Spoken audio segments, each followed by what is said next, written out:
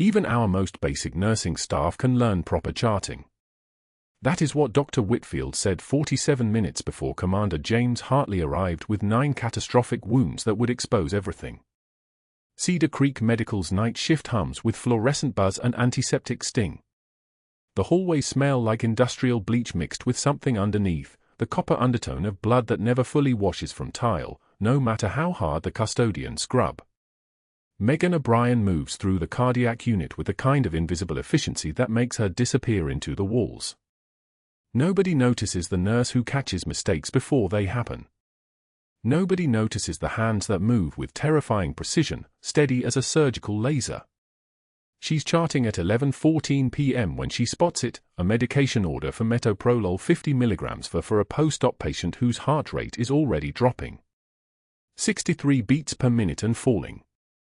The resident who wrote the order didn't read the baseline vitals. Megan walks directly to the nursing station, doesn't call, doesn't page. She appears beside the resident's shoulder and points one finger at the screen. "This patient," she says quietly. 10 words maximum, always. His rate is 63. Already on beta blockers. The resident's face flushes. He cancels the order without speaking. That's how she operates, invisible corrections, no humiliation, no need for anyone to know how many lives she saves before breakfast. Back at her station, Megan absently reaches into her scrub pocket and touches the tarnished challenge coin there. The edges are worn smooth from 18 years of habit. Her thumb traces the marine emblem, an eagle, globe, an anchor stamped into metal that survived a Black Hawk explosion in Bagram province, pieces of fuselage forged into something small enough to carry forever. A talisman. Proof. The only proof. She shouldn't keep it. Protocol demanded she burned every document, erased every photograph, disappeared so completely that even the Pentagon could pretend she never existed. But the coin stayed. Cold metal against her ribs. A heartbeat that nobody else could hear. Megan returns to the patient charts on her screen and notices something else, a billing line item for a cardiac monitor unit, $3,400, charged to room 412. She scrolls back through the patient's telemetry records. No monitor was ever placed on this patient. No device was ever used. The charge is phantom. Imaginary. Money that shouldn't exist. She doesn't write it down. Not yet. She screenshots the billing code, 74BZHAM8847, and commits it to memory. The human brain can store more information than any encrypted device. She's learned that lesson the hard way, in places with names that don't exist on any official map. The second billing discrepancy she notices comes 10 minutes later, equipment charges for a patient in room 418 that don't match the procedures documented in the medical record. And then a third, this time in the orthopedic ward. All connected through the same billing codes. All routed through the same department head. Dr. Whitfield's department. The ER radio crackles to life at 11:52 p.m. Cedar Creek, incoming mass casualty incident. Military transport inbound. ETA 12 minutes. 3 personnel, IED blast trauma, multiple catastrophic injuries. Trauma team standing by. The radio dispatcher's voice is steady, professional, but Megan hears what lives underneath the training, the tremor that comes from dispatching people who might not make it. She's heard it before. She's heard it in Kandahar, Helmand province, the moment before the helicopters landed and her team ran toward wounds that looked impossible to survive. Her hands pause on the keyboard. Muscle memory doesn't forget. The body remembers what the mind is forbidden to say. Megan finishes her documentation and stands. The faint limp in her left side, 17 years old, shrapnel from a minefield in the Loga province, barely registers anymore. Most people don't notice. The surgical scar that runs from hip to knee is always hidden under scrubs. She walks toward the ER, moving with purpose but no hurry. Urgency broadcasts itself. She learned that in basic training, when the instructors taught that panic is contagious and calmness is a weapon.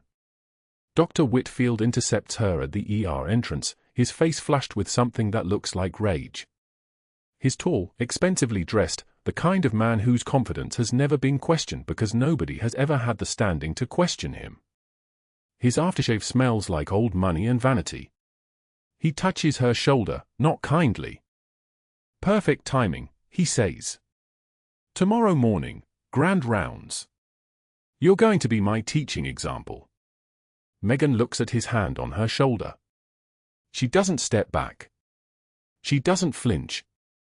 She simply waits, a pause that lasts exactly 3 seconds but feels longer. He removes his hand. "You understand?" Whitfield continues, already walking toward the conference room. "I need to illustrate the standard of charting we expect from our clinical staff. Your documentation is going to be excellent for that. Very educational for the residents." She doesn't respond. Not because she's afraid, but because nothing she could say would matter. He's already made his decision. He needs a target, and nurses are always the easiest targets. They can't defend themselves without appearing insubordinate. They can't argue without being labeled difficult. They can't correct a doctor without risking their license. But they can notice things. Megan reaches the trauma bay just as the paramedics' radio report begins crackling through. "Inbound now. Commander level officer, multiple trauma. Blast injury with shrapnel fragmentation. Conscious but deteriorating. 9 separate entrance wounds, massive blood loss, ETA 3 minutes. The room goes into practiced motion. The trauma team assembles, attending surgeon, residents, anesthesia, nursing staff. Equipment carts are pulled to bedside. Blood is ordered from the bank. An operating room is being prepped. The organized chaos of a hospital ready for catastrophe, the dance everyone has rehearsed 1,000 times. The ambulance bay doors burst open at 2:31 a.m. The Marines carry him in on a stretcher, their combat boots thundering against the tile in rhythmic percussion. 1, 2, 3, 4. The patient is covered in blood, his uniform torn open, his face pale as a photograph negative. He's trying to stay conscious, trying to give a medical report. Blast radius, IED, compound fractures left lower extremity, pneumothorax right side, but his voice is fading, words becoming wind. Megan sees the wounds and something in her chest catches. 9 separate lacerations, the shrapnel wounds of an explosion that was meant to kill him. His left arm is barely attached. His right leg is shattered. His breathing is shallow because his lung is collapsed, the air leaking into the space between his chest wall and his ribs. But it's his face that makes her pause. Commander James Hartley. She recognizes him from the letters her son brought home, the messages from his commanding officer. Ryan served under this man. 3 tours together. This is the Marine who wrote to her, who told her that her boy was safe, that her boy was brave, that her boy was going to come home. This is the man who knew exactly who she used to be. The trauma team swings into motion with the precision of people who have done this before. The attending surgeon barks orders. 2 large ball lines, type O negative uncrossed, prep for emergency thoracotomy. Megan moves to the patient's left side and finds a vein in his uninjured arm, the needle sliding in smoothly, 14-gauge angiocath, the flash of blood confirming placement. She hangs the first unit of blood and it begins flowing, dark red into the fall line. Pneumothorax confirmed, the surgical resident announces after listening to the chest with a stethoscope. Right side, decreased breath sounds. Needle decompression, the surgeon commands. Second intercostal space, midclavicular line. Another resident steps forward, and Megan watches as the needle slides through skin and into the space between ribs, breaking the tension that's collapsing the lung. There's a hiss, the air escaping, the pressure equalizing. The sound of survival. But something is wrong. The patient's blood pressure is not climbing. The monitor reads 62/38, and it's dropping. 2 units of blood are already in. A third is starting. His heart rate is climbing, 142 beats per minute, climbing toward the rhythm that precedes collapse. We're losing him, someone says. Not enough peripheral access. The attending surgeon looks at the operating room clock. 5 minutes until the oars are ready. 5 minutes, that might be 5 too many. The patient's eyes are closing. His consciousness is flickering like a candle in wind. Megan feels the challenge coin in her pocket. She feels the weight of 18 years pressing down on her shoulders. She feels the part of herself that never actually left Bagram, that stayed in the desert with the soldiers who didn't make it home. And then everything changes. The overhead projector hummed its mechanical whine as Whitfield circled another timestamp in red marker, his hand steady, deliberate, enjoying the attention the way wolves enjoy a wounded animal in their territory. 23 residents stood clustered near the break room, coffee cups steaming, eyes fixed on the screen where Megan's charting lay exposed like a dissection specimen. Her name wasn't written on the document, but everyone in the room knew exactly whose work was being flayed open in front of an audience. Whitfield's voice carried the false concern of a man practicing cruelty like a surgical technique, refined, calculated, leaving marks that wouldn't bruise the skin but would scar the nerves underneath. "This is what happens when we lower our standards," he announced, not bothering to turn from the projector. The light cast his shadow across the wall, 10 feet tall and made of authority. Even our most basic nursing staff can learn proper charting.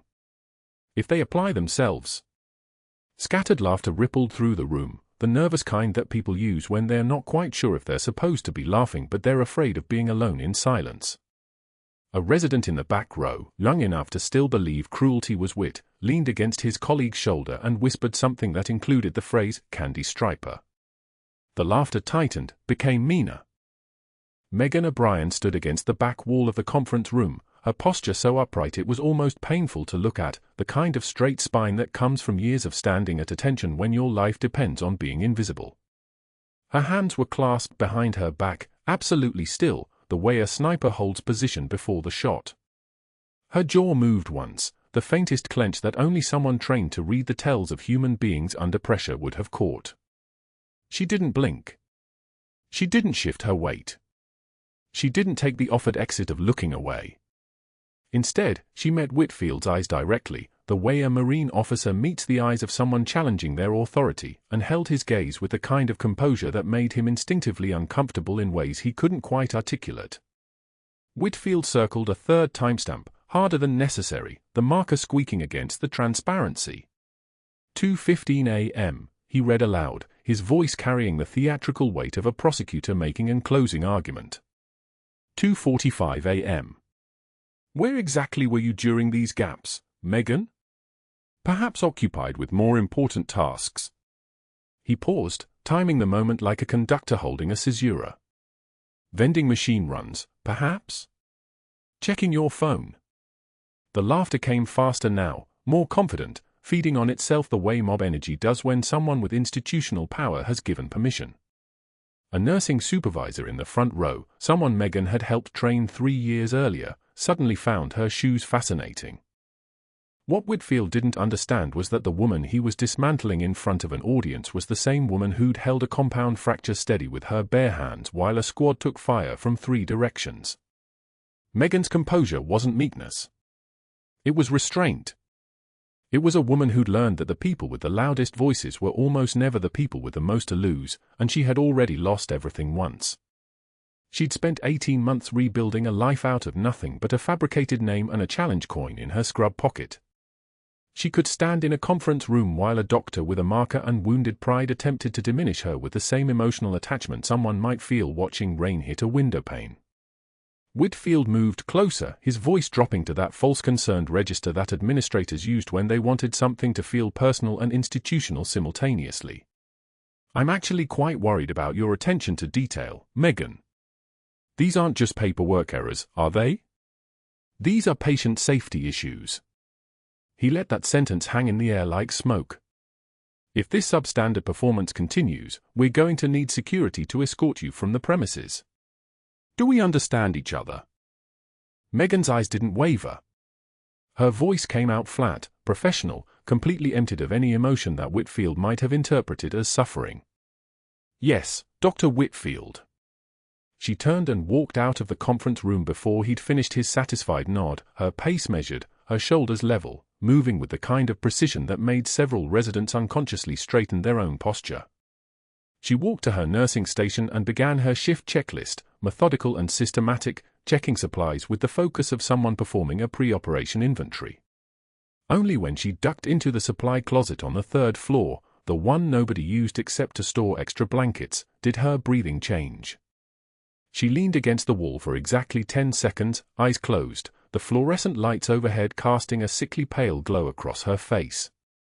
Then she opened her eyes, straightened her posture, and walked back to work as if the last hour had happened to someone else entirely. What Whitfield didn't know, what he couldn't possibly have known, was that those timestamps he'd circled in red marker were no accident. Megan had been exactly where she was supposed to be, in the cardiac unit's billing office, photographing insurance codes with her phone at 2:15 a.m., cross-referencing them against the actual procedures performed on patient charts. The gaps in her nursing documentation corresponded almost perfectly with when she'd been 3 floors up, standing in the darkness of the administrative wing, staring at phantom equipment charges totaling $487,000 across 12 months. New defibrillators that didn't appear on the unit inventory. Cardiac monitoring systems billed to insurance companies but never physically received. Someone was billing for equipment that didn't exist, and someone was pocketing the difference. The insurance codes told the story if you knew how to read them, and Megan had spent 8 years in military intelligence before she became a nurse. She'd noticed the discrepancy 3 weeks ago while pulling patient charts for a teaching case. A cardiac catheterization code that didn't match the procedure note. Then another one. Then 7 more in the same cardiac unit within the same billing cycle. The pattern was too clean, too systematic, the work of someone methodical and organized, someone who understood hospital administration deeply enough to exploit it. The pattern was professional. The pattern was Whitfield. Cedar Creek Medical's cardiac wing had generated $1.2 million in billings over the past 18 months. The actual cost of equipment purchased for that unit was documented at $713,000. The remaining $487,000 had to be somewhere, and Megan's bet, the one that made her blood move a little faster when she thought about it, was that a significant portion of it was being funneled into the personal accounts of whoever had the authorization to approve those phantom charges. High-end surgical equipment was traceable. Phantom equipment was not.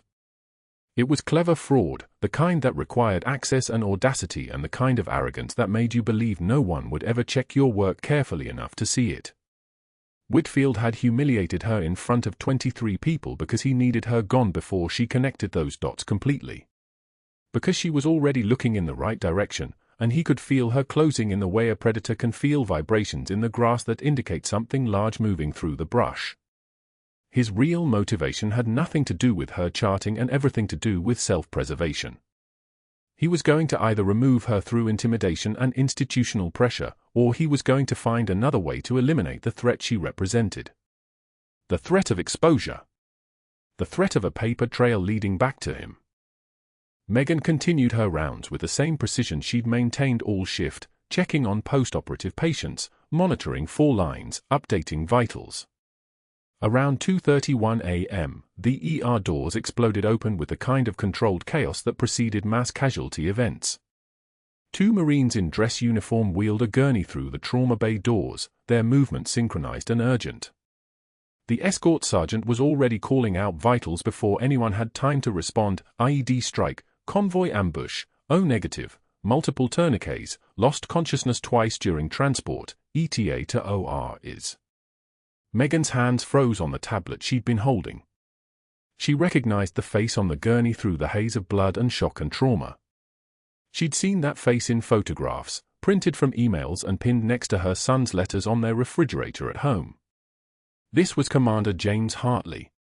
This was the man who'd written to her 6 months ago on official stationery, "Your son Ryan is safe, brave, and making us proud. You have a fine Marine." This was her son's commanding officer. This was a connection to the life she'd tried to bury in Philadelphia. The commander's eyes flickered open, unfocused with shock and morphine and the kind of pain that lives beyond words. His lips moved. "Tell my Marines." His voice was the texture of gravel. "Tell them. The words trailed into nothing. Megan moved without deciding to move, muscle memory taking over. That part of her brain that had trained for exactly this moment was already conducting a rapid triage assessment while the rational part of her caught up with what was happening. Chest wound, entry pattern suggesting shrapnel spray. Probable hemothorax on the right side. Abdominal penetration with visible viscera damage. The femoral artery on the right leg was compromised. She could see the color gradient that indicated compromised circulation. Compound fractures on both shins. The left arm was barely attached, held in place by connective tissue and one tourniquet that needed immediate reinforcement. "Get him to trauma 3, she called out, her voice dropping half an octave without her deciding to do so. "Activate massive transfusion protocol, O negative, start with 6 units. Get me a level 1 rapid infuser and notify the surgical team, he's going to need a trauma surgeon, not an attending." The residents around her moved before her brain had finished forming the sentences, obeying the kind of authority that came from absolute certainty rather than rank. The surgical resident reached for his radio with such automatic compliance that the attending surgeon arrived within 30 seconds, confused about who had just issued coherent orders in a crisis that should have left people paralyzed. Dr. Whitfield materialized in the trauma bay like a shadow made flesh, his eyes moving from the gurney to the monitors to Megan's position at the center of the controlled chaos. His expression shifted. The supremacy drained from his face and got replaced with something darker, a man who'd just watched his subordinate demonstrate exactly the kind of competence he'd spent weeks trying to diminish. "Nurse O'Brien," he said, his voice taking on that false command tone that revealed more than he intended, "you're reassigned to the cardiac unit. Immediately." Megan glanced up from her assessment of the femoral wound without stopping her work. "He needs—" "I said immediately." Whitfield's voice hardened. "We have qualified personnel. Unless you'd like to add insubordination to your file." She looked at the commander's face, barely conscious, barely holding on to life by fractions of a heartbeat. She looked at the Marines standing in the corner of the trauma bay, their dress uniforms incongruous in the fluorescent-lit reality of a medical emergency. She looked at Whitfield's face, where fear was starting to show through the edges of administrative authority. Then she stepped back, her hands releasing the equipment with the same systematic precision she brought to everything else, and watched as the surgical team moved Hartley toward the operating theater. She walked to the cardiac wing, her mind already running probability calculations. A man with those injuries had roughly a 38% survival rate if the surgery was executed perfectly, if the anesthesia team was sharp, if there were no complications during the intubation procedure, if the hemorrhaging could be controlled fast enough. 38% was not good. 38% was barely better than a coin flip. 38% meant that in the morning, there was a possibility that her son would receive a folded flag instead of a commanding officer. The code bell screamed at 2:16 a.m. Commander James Hartley's chest cracked open on the surgical table like something alive was trying to escape. His heart stuttered. Once. Twice. Then nothing but chaos, the irregular spasming that meant fibrillation, meant dying, meant the internal paddles weren't working on the exposed organ bleeding into the cavity. Dr. Morrison stood frozen above the open chest, his hands hovering 6 inches above the heart that was failing.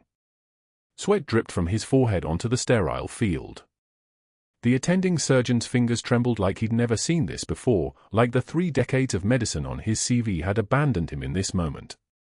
"Epi pushing, charge to 200, Morrison called, but his voice cracked. The monitor showed the rhythm fragmenting further. 98 beats per minute becoming 80, becoming 60, becoming something that looked less like a heartbeat and more like a dying electrical storm. Megan stood in the hallway outside OR3, watching through the small window in the door. She wasn't supposed to be here. Whitfield had reassigned her to the cardiac monitoring station on the 4th floor, locked her out of trauma cases with 3 sentences. But she'd watched the OR board tick past 1 hour, then 90 minutes, then 2 hours for what should have been a rapid stabilization. Something was wrong. The pattern wasn't surgical, it was a code. Her pager vibrated. Code blue, or 3. She was moving before her brain caught up. The OR doors swung open and she stepped into the controlled chaos of dying. The surgical team clustered around Hartley's exposed cavity, Morrison still frozen, a resident backing away, a nurse hyperventilating into her mask. The monitors screamed their flatline warning. The heart needed electricity that wasn't working. The internal paddles had failed.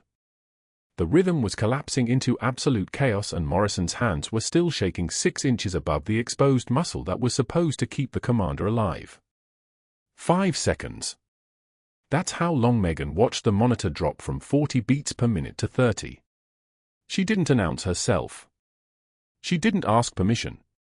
She stepped to the table and thrust both gloved hands directly into Hartley's chest cavity. The warmth shocked her fingers, blood temperature, still alive somewhere in there. Her hands moved on their own, muscle memory surfacing like she'd been training for this moment her entire military career instead of spending 18 months hiding in white scrubs at Cedar Creek Medical.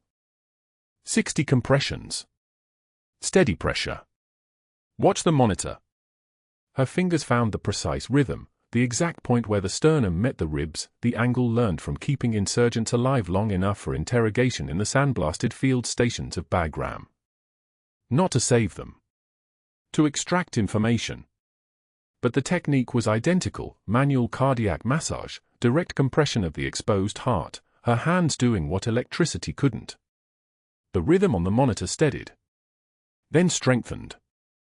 Who authorized? Morrison started, but the heart was beating now, steady and regular, the line on the monitor climbing from 40 to 60 to 80. A sinus rhythm. Beautiful and perfect and alive. The OR nurse gasped. A resident's eyes widened to the size of defibrillator pads. Megan maintained compression for another 30 seconds, feeling the muscle strengthen under her fingers, feeling it remember how to beat on its own. Then slowly, carefully, she withdrew her hands. The heart continued. The rhythm held. The monitor beeped its steady, reliable pulse across the screen. "Get me 2 units type O negative, push the epi again, start the bear hugger," she said, her voice calm and level and carrying the weight of orders that were not questions. The OR staff scrambled. A nurse was moving before she'd finished speaking. A resident was already pulling equipment. The attending surgeon stepped back, confused. The OR door slammed open. Dr. Whitfield stood in the doorway, his face purple with rage. His eyes found Megan's face above the surgical field, found her hands wet with Hartley's blood, found her standing at the head of a table she had no authority to touch. "Step back, Chief," he said. Not a request. An order trying to sound like one. Megan didn't move. Her hands were still, her breathing controlled, her eyes fixed on the monitor that showed Commander Hartley's heart beating at a steady 84 beats per minute. "The commander's already back," she said. 6 words. Perfectly flat. "Your move." Whitfield's jaw clenched. He looked at Morrison, who was staring at his own hands like they'd betrayed him. He looked at the monitor still climbing. He looked at Megan, really looked at her, and for the first time, something flickered behind his eyes. Not recognition. Not yet. But the beginning of understanding that whatever he thought he knew about the night shift nurse was incomplete. "You have no authority here," Whitfield said. His voice was controlled now, but the control was thin, stretched like skin over teeth. "You violated every protocol. Sterile field, scope of practice, direct subordination. The commander was dead, Dr. Whitfield." Megan's voice didn't rise. Didn't need to. Now he's not. The heart monitor beeped its steady rhythm. Once. Twice. Then over and over, a metronome of second chances, each pulse another moment the commander was alive, another moment his wife wouldn't receive a folded flag, another moment Megan's son wouldn't lose the man who'd personally written to tell her that her boy was safe in a unit that watched out for its own. Whitfield's phone was already in his hand. His fingers moved across the screen with the precision of someone making calls that would echo through institutional networks, that would activate the allies he'd cultivated with golf outings and referral relationships, that would set machinery in motion. Megan watched him. Didn't flinch. didn't flinch when he whispered something to someone on the other end that included the words immediate removal and criminal negligence and it before she talks to anyone. The OR fell silent except for the monitor. 79 beats per minute. Steady. Strong. Alive. But that wasn't the worst part. The worst part was that Whitfield's rage was already transforming into something colder and more dangerous. His strategic mind was already calculating, already moving pieces on a board she couldn't see. He'd tried to destroy her through humiliation and failed. He'd tried to reassign her away from the crisis and she'd ignored him. Now he was going to try something else entirely. And Megan realized, standing in that OR with Hartley's blood drying on her gloves, that she'd just proven something Whitfield could never unhear, that the night shift nurse was competent enough to do his job better than he could. Which meant she had to disappear before that information spread. The irony was bitter as antiseptic. She'd spent 18 months building a civilian life, becoming invisible, becoming just a nurse so thoroughly that no one would ever look twice at her name on a badge. And in the moment she'd saved a life, in the exact moment that was supposed to prove her value, she'd made herself the most dangerous person in Cedar Creek Medical. Because people who could think fast enough to save commanders with no time to spare, people who could manage life and death without hesitation, people whose hands never shook in a crisis, those people didn't belong in hospitals pushing medication carts. Those people belonged to systems that would come looking for them, questions that would unravel everything, conversations with federal agents in suits who didn't care about hospital protocols or state licensing boards. Whitfield was already texting someone else. Megan stood motionless over Hartley's chest, her gloved hands covered in blood, her voice steady as stone, and understood that Whitfield had just become the least of her problems. Dr. Whitfield arrived in the operating room at 2:51 a.m., exactly 4 minutes after Megan's hands had stopped moving, exactly 4 minutes after the monitors had returned to a steady rhythm, exactly 4 minutes too late to stop what had already happened. His face was the color of a stroke victim, purple-red, the veins in his neck standing out like cords pulled taut. He didn't speak. He moved directly to the surgical table and grabbed Megan's shoulder with a hand that trembled with rage. "Get out." His voice wasn't loud. It was worse than loud. It was the voice of a man whose power structure had just fractured in front of witnesses. "Get your hands off this patient. Step away from this table. Now." Megan didn't resist. Resistance would have given him satisfaction. She simply removed her gloved hands from Commander Hartley's open chest cavity, stepped back from the operating table with the same controlled precision she'd learned in Bagram, and let Whitfield pull her toward the OR doors. Her eyes stayed on the monitors behind her as she moved, the green line of the EKG sinus rhythm steady and climbing, O2 saturation at 92% and holding, blood pressure stabilizing at 98/62. The patient was breathing on his own. The patient would live. That was the only metric that mattered. The surgical staff stood frozen, rubber gloves snapping as hands went slack, faces behind surgical masks registering the rupture that had just opened in the room's atmosphere. No one moved to stop Whitfield. No one spoke. The only sound was the steady beep of the heart monitor and the hiss of the ventilator and Whitfield's breathing like a man who had just run up 5 flights of stairs with rage as his fuel. He marched her into the hallway outside the OR, his grip iron hard on her shoulder, and didn't release her until they had moved 15 feet from the doors. When he finally let go, she turned to face him with the composure of someone who had been trained to stand at attention while being screamed at by superior officers. That, Whitfield said, his voice now spiking with volume, was a criminal scope of practice violation. "You are not a surgeon. You are not licensed to perform surgical interventions. You were explicitly reassigned from this case, and you entered a sterile field without authorization and performed direct cardiac massage through an open chest cavity without surgical supervision. Do you understand what you just did? Saved his life." Megan's voice was steady. Flat. Not a question, not a statement seeking validation. A fact stated as clearly as a barometric reading. You assaulted a patient. You violated HIPAA protocols by being in an unauthorized location. You contaminated a sterile field. You performed surgery without a license.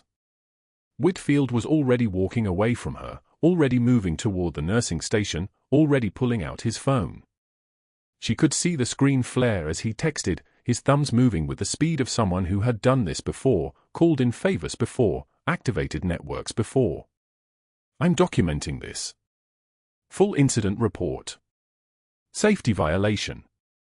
Scope of practice breach. Criminal negligence. He didn't even look up. You're done here. You understand that, right? You're done.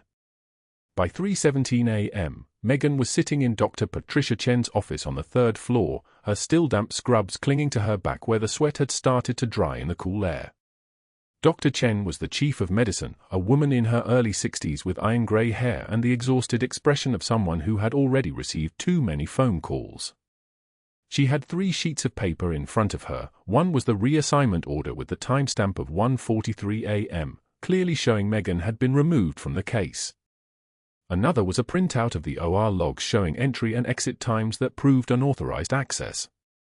The third was a written statement from a resident, Dr. Marcus Webb, stating that he had observed erratic and unsafe behavior from nursing staff, including unauthorized interventions and disregard for chain of command. I've received 4 calls, Dr. Chen said quietly. 4 calls in the last 90 minutes. Board Member Harrison. Board Member Klein. The hospital administrator. And Dr. Whitfield himself, who provided me with a detailed timeline of protocol violations. She didn't look at Megan. She looked at the papers. His concerns about patient safety, about scope of practice, about the liability exposure. I don't have a choice here. Not with documentation like this. Not with this many board members calling before sunrise. The patient survived because of what I did in that OR. Megan's voice remained level. Even. The voice of someone stating the obvious. I believe you. Dr. Chen finally met her eyes, and in that moment, Megan understood that the chief actually did believe her. That this wasn't a question of competence or results. This was institutional mathematics, and the math had already been solved. But I also can't ignore the fact that a physician at this hospital has documented safety concerns. I can't protect you from that. I don't have the standing to. It wasn't a question. It was a statement of institutional reality. Security escorted her to her locker at 3:43 a.m. 2 guards, both young, both uncomfortable, both understanding that this was not the normal 3 a.m. locker clearing. She removed her personal items methodically, the spare set of scrubs in her size, the trauma shears with her initials scratched into the handle, the photograph of Ryan in his marine dress blues from his boot camp graduation, and the tarnished military challenge coin that she kept at the bottom, beneath everything else. The coin felt heavier than usual as she wrapped it in the photograph.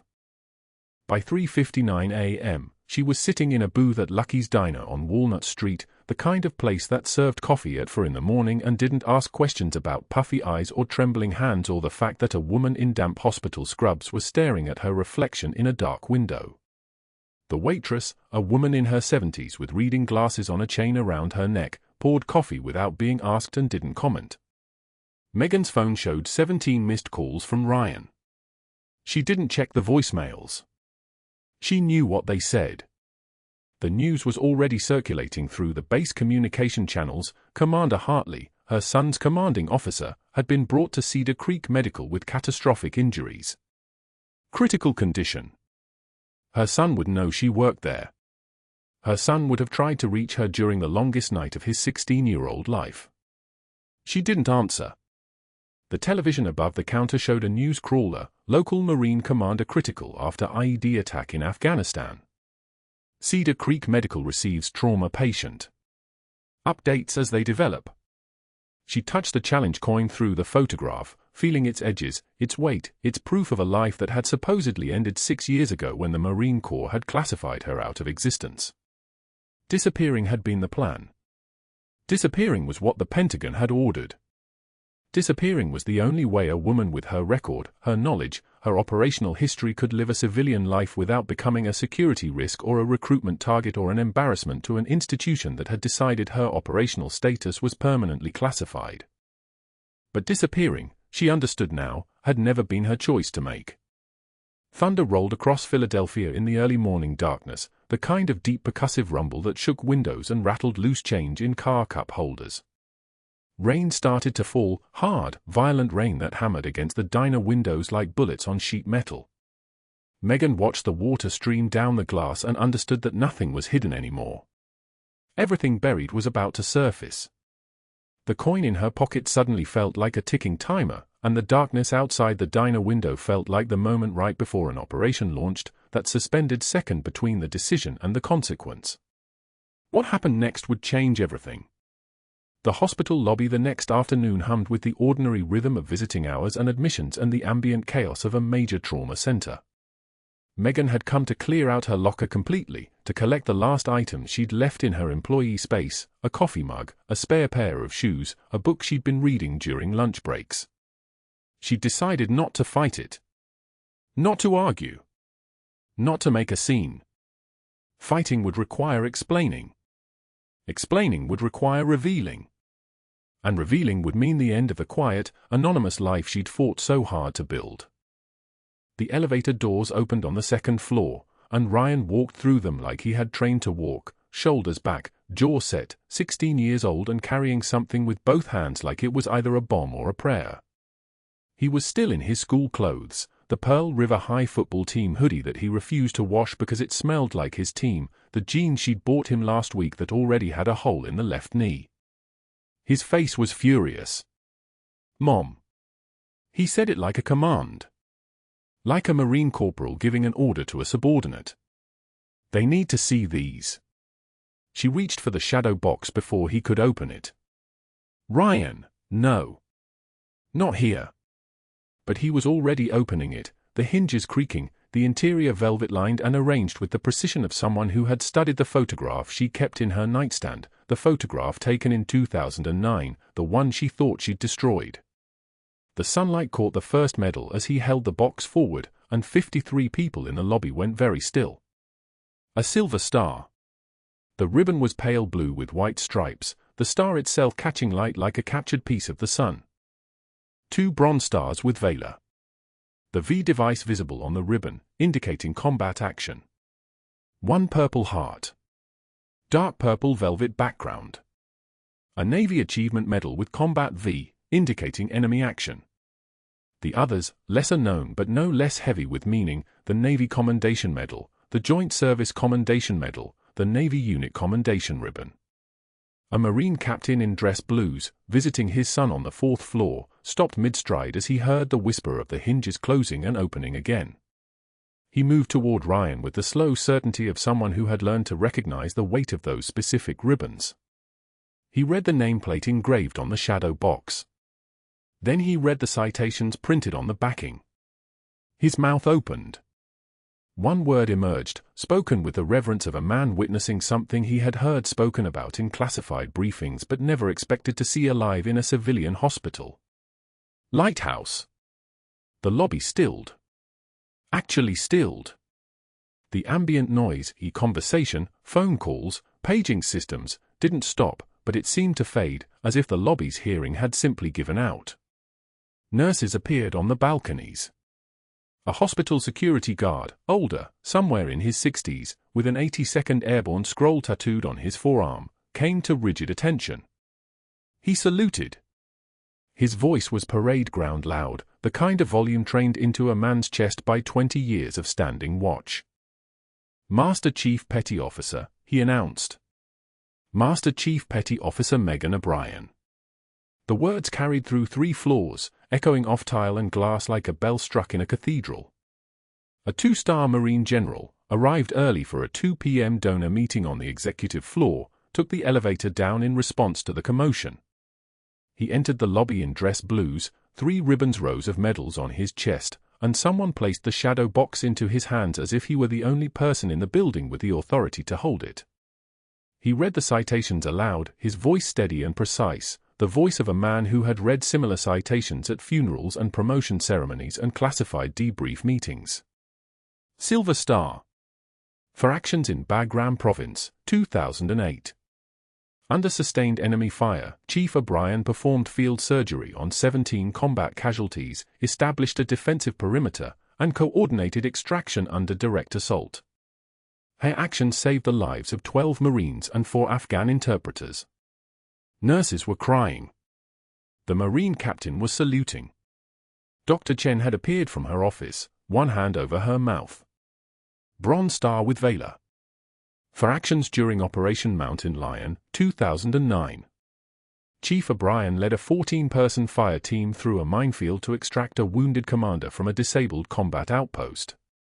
Despite sustaining shrapnel wounds to her back and legs, she remained operational and guided the team to safety. Someone in the crowd held up a phone, a social media notification already appearing on their screen. A video. Viral. Already at 47,000 views. The security camera footage from the OR, timestamped 2:51 a.m., showing Dr. Whitfield physically pulling a nurse from a surgical table while monitors in the background showed a heart rhythm returning to steady green waves on the screen. The footage showed his face, purple with rage, contorted with fury, his mouth moving in words that the video couldn't capture. It showed her standing passive, not resisting, her hands dripping with the blood of a Marine commander who would, because of those hands, survive the night. The video had already gone to every board member in Philadelphia. It was already on the morning news feeds. It was already being shared by military spouses, veterans, anyone who had ever seen a medical professional sacrifice protocol for humanity. The general continued reading. The elevator doors opened again at the end of the lobby. Commander James Hartley emerged in a wheelchair, pushed by a Marine corporal in dress blues, for lines still trailing from his left arm, his chest heavily bandaged beneath his open-collared shirt. His face was grey with pain, but his eyes were the eyes of a man who had been briefed on what was happening downstairs. His voice was rough from the ventilator, from the surgery, from the morphine, but it was clear. Chief O'Brien carried me through a minefield after my unit was ambushed in Bagram. He spoke to the room, not to Megan, his gaze fixed on the witnesses. Took shrapnel in her own back to shield me. The operation that buried us both. The reason she disappeared. The reason she became just a nurse in a Philadelphia hospital. His voice cracked slightly. The reason her son didn't know who his mother was until this morning. The lobby held silence. Not quiet. Silence. The kind of silence that has weight and temperature and substance, the kind of silence that comes before everything changes. Then the board chairman, Gerald Moss, stepped forward. He was looking at the security footage playing on loop on someone's phone, watching Whitfield's face contort, watching Megan stand motionless, watching the heart monitor in the background show a commander returning to life. He looked toward the exit, where Dr. Whitfield was backing away, step by step, his face draining of color as he understood that the institutional power he'd carefully cultivated for 23 years had just collapsed in a hospital lobby in Philadelphia. Why? Gerald Moss asked slowly, his eyes still on the security footage, is Dr. Whitfield backing away toward the exit. The diner fluorescent lights hummed like wounded machinery, casting everything in sallow yellow. Megan sat in booth 4, the same cracked vinyl seat where she'd waited during her first deployment leave, when the world still made sense. The coffee had gone cold an hour ago. She stared at her reflection in the dark window, hollow-eyed, jaw working silently, fingers wrapped around a mug she wasn't drinking from. 3:47 a.m. The same timestamp as the arrest in the operating room. The words played again in her head, Whitfield's voice rising, criminal negligence, scope violation, assault on a superior officer. The irony would have been funny if it didn't hurt. She'd spent 18 years keeping the worst humans alive so someone else could decide their fates. She'd carried a Marine commander through a minefield. She'd held pressure on wounds that should have been fatal. And it had all come down to 30 seconds of video where her hands were steady and his were shaking. She wondered if this had always been the destination. The Navy had buried her records, made her disappear into civilian life. Maybe this was just the final erasure, a second vanishing, this time from a place where she'd actually tried to build something. The challenge coin sat heavy in her scrub pocket, the only proof that Master Chief Petty Officer had ever existed. Lighthouse was gone. Even Megan O'Brien might be next. The parking lot rain hammered against the glass like applause for a performance nobody wanted. By the next afternoon, the hospital lobby had transformed into something between a memorial and a courtroom. Megan didn't know how it happened. One moment she was cleaning out her locker in the break room, bagging her stethoscope and the spare compression glove she kept in the back, and the next, the entrance doors burst open and Ryan stood there, 16 years old and furious, holding a shadow box like a weapon. He didn't say hello. He didn't say sorry. He said, "Mom, they need to see these." The shadow box was mahogany, the kind used for military burials and formal ceremonies. Inside, arranged on blue velvet, a silver star. 2 bronze stars with Valor, the ribbons distinctive, unmistakable. A purple heart. 2 of them. She'd never shown him. Never explained where they came from or what they meant. He'd found them in the basement, wrapped in oilcloth in a footlocker labeled with her old service number. The lobby filled like water, people drawn by the sight of a teenager holding up medals. A Marine captain in dress blues, visiting a patient, probably, off base and unprepared for this, stopped walking. His face went white. He stepped closer to the shadow box, staring, and when he whispered, his voice carried, "Lighthouse." The name hung in the air like a call sign on a radio frequency nobody was supposed to hear. A hospital security guard, bearded, in his 50s, with the kind of neck tattoo that came from somewhere hot and dusty, turned. He saw the medals. He saw Ryan's face. He saw the captain's expression. The guard's back straightened like someone had threaded him through a spine-straightening machine. He stepped toward Megan, and when he spoke, his voice cut through the lobby, clinical and precise, the kind of announcement made at formations. "Master Chief Petty Officer." It wasn't a question. It was a salute delivered in words. People started looking. Really looking. A woman with a hospital ID checked her phone. A man in a donor blazer paused mid-stride. The lobby, which had been moving with normal hospital rhythm, began to slow. Conversation stopped. Conversations that had nothing to do with this moment, conversations in completely different parts of the building, the ones about normal things, medical things, things that made sense, they all suddenly seemed to be happening in someone else's story. A 2-star general was in the building. Megan didn't know why. He was supposed to be in the administrative suite doing something with donors and budget allocations, but he appeared in the lobby carrying the weight of his rank like gravity. He saw Ryan holding the shadow box. He saw people stepping back, creating a space. He saw the Marine captain standing at attention, informal but absolute. General Morrison took the shadow box with both hands. His hands were trembling. He opened the glass face and read the citations aloud, his voice steady despite the tremor in his fingers. Master Chief Petty Officer Megan O'Brien. Silver Star. For gallantry in action, Bagram Airfield, 2019. Direct action raid. 37 Marines extracted. 0 casualties. A pause. Not for effect. For weight. Bronze Star with Valor. Combat casualty evacuation under sustained fire. 14 personnel transported. Immediate care administered in theater saved 5 lives that would have been lost to shock. 18 minutes in the kill zone. Another pause. Bronze Star with Valor. Field medicine protocol development. Trauma procedures under fire revised from Chief O'Brien's direct experience.